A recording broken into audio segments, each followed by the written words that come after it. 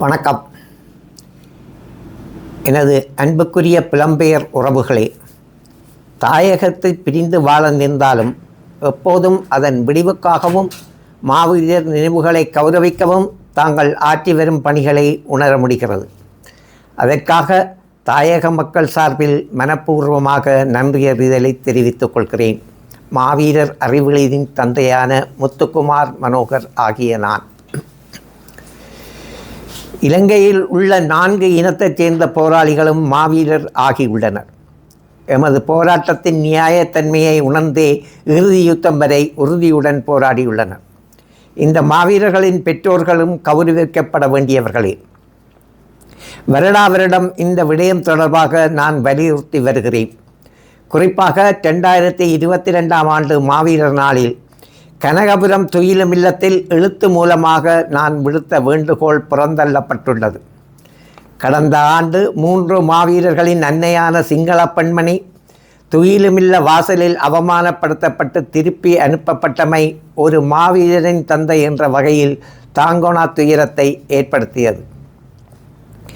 4 இனத்தவர்களின் நீயத்தாலும் கட்டியெழுப்பப்பட்ட போராட்டம் என்ற தலைப்பில் கடந்த 23ஆம் தேதி உதயன் சஞ்சீவியில் வெளிவந்த நான் எழுதிய கட்டுரையின் பிரதிகளை கிளிநொச்சி ஜெயந்தி நகரில் நடைபெற்ற நிகழ்வில் கலந்து கொண்ட மாவீரர்களின் பெற்றோர் உறவினர்களிடம் வழங்கினேன். எனது எதிர்பார்ப்பின் நியாயத்தை அவர்கள் ஏற்றுக்கொண்டனர்.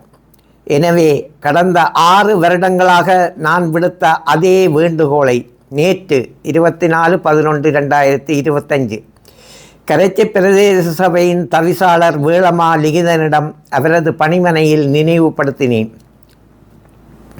அத்துடன் சிங்கள முஸ்லிம் மாவீரர்களின் நினைவாக உங்களது நிலைப்பாடு என்ன என்று கேட்டேன்.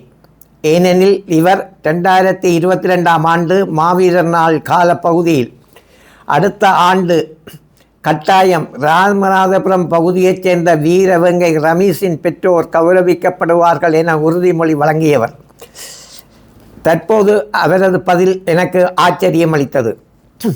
புலம்பெயர் உறவுகள் சிங்கள முஸ்லிம் மாவீரர்களின் பெற்றோர்களை கௌரவிப்பது குறித்து கடும் சினத்துடன் ஆட்சேபிக்கின்றார்கள் என்பதே இப்பதில். தவறான புரிதல் இது. மக்கள் பிரதிநிதி, அதுவும் உள்ளூராட்சி சபையின் தவிசாளர், எமது மாவீரர்களின் பெற்றோர்களின் உணர்வுகளை வெளிப்படுத்தப்பட வேண்டியவர். இப்படி பதில் சொல்வதை நீங்களும் ஏற்க மாட்டீர்கள் என்பதை நான் முழுமையாக நம்புகிறேன். இவரது பதிலை தொடர்ந்து உடனடியாக யாழ்ப்பாணம் விரைந்த நான் கட்சித் தலைவர் CVK சிவஞானத்தை சந்தித்து விடயத்தை சொன்னேன். எமது போராட்டத்தின் நியாயத்தன்மையை உணர்ந்து கொண்டு விடுதலை போரில் ஆகுதியானோரின் பெற்றோர் நிச்சயம் மதிப்பளிக்கப்பட வேண்டியவர்களே என அவர் பதிலளித்தமை ஆறுதலாக இருந்தது. நடந்த விடயங்களை கேட்டு மனம் வருந்திய அவர் இந்த கௌரவிப்புகள் ஏற்கனவே நடந்திருக்க வேண்டும் என குறிப்பிட்டார். இந்த போராட்டத்தில் ஏதோ முடிந்த அளவு என்னால் பங்காற்றியுள்ளேன். இன்று நான் உயிரோடு இருப்பதற்கு முஸ்லிம் மக்கள் ஆற்றிய பங்களிப்பை நான் எப்போதும் நன்றியுடன் நினைவு கூறுவேன். மாவீரர் பெற்றோரை புறந்தள்ளுவதை தேசிய தலைவரின் ஆன்மாவும் மன்னிக்காது.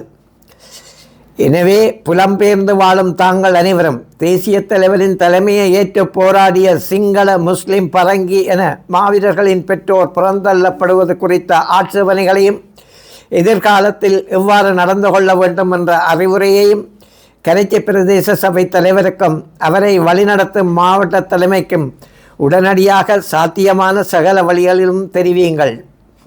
நன்றி மறந்த இனத்தவராக நாம் மாறக்கூடாது. கைதிகள் பரிமாற்றம் மூலம் 2 போராளிகளை விடுவிக்கக்கூடிய சந்தர்ப்பம் கிடைத்த போது அவர்களில் ஒருவராக சாமினி என்ற சிங்கள போராளியை கிட்டு குறிப்பிட்டார். விடுதலையாகி வந்த அந்த போராளி மட்டக்களப்பில் போராடி 4/5/2087 வந்தாறுமூலையில் வீரச்சாவடைந்தார். இறுதி யுத்தம் வரை முஸ்லிம் போராளிகள் போராடினர். இவையெல்லாம் சாமானிய விடயங்களா? உங்களுக்கு மாவீரர் நாளுக்கு நிதி வேண்டுமாயின் நான் உண்டியல் குலுக்கி வழங்க தயார் என வேளமா லிகிதனுக்கு தெரிவித்ததையும் சுட்டிக்காட்டுகிறேன். இன்னும் ஒரு விடயம், மாவீரர் நினைவேந்தல் மற்றும் மாவீரர் பெற்றோர் கௌரவிப்புகளை தமது அரசியல் எதிரிகளை சாடும் களங்களாக மாற்ற வேண்டாம் என தயவு செய்து சம்பந்தப்பட்டவர்களுக்கு சுட்டிக்காட்டுங்கள். இன உறவுகளை மேம்படுத்துவதில் ஆர்வமுள்ள ஒரு முஸ்லீம் குழுவினர் ஏதாவது ஒரு மாவீரர் துயிலும் இல்லத்தில் ஒரு முஸ்லீம் மாவீரரின் பெற்றோரை கௌரவிக்க வேண்டும். இதற்கான முழு செலவையும் தாங்கள் பொறுப்பேற்கிறோம் என எனக்கு தெரிந்த ஒரு தரப்பு மூலம் வேண்டுகோள் விடுத்தனர். அந்த வேண்டுகோள் அகில இலங்கை தமிழ் காங்கிரஸ் தலைமைக்கு அதன் மத்திய குழு உறுப்பினர் மூலம் தெரியப்படுத்தியும் அந்த பேச்சை தொடர அவர்கள் விரும்பவில்லை என்பதை குறிப்பால் உணர்த்தினர். எனவே தேசிய தலைமையை நேசிக்கும் புலம்பெயர் நாடுகளில் உள்ள எமது உறவுகள், முன்னாள் போராளிகள் இந்த விடயத்தில் தங்கள் முடிவை உடனடியாக கிளிநொச்சிக்கும் காங்கிரஸ் பிரமுகர்களுக்கும் தெரிவிக்குமாறு பணிவன்புடன் வேண்டுகின்றேன். நன்றி.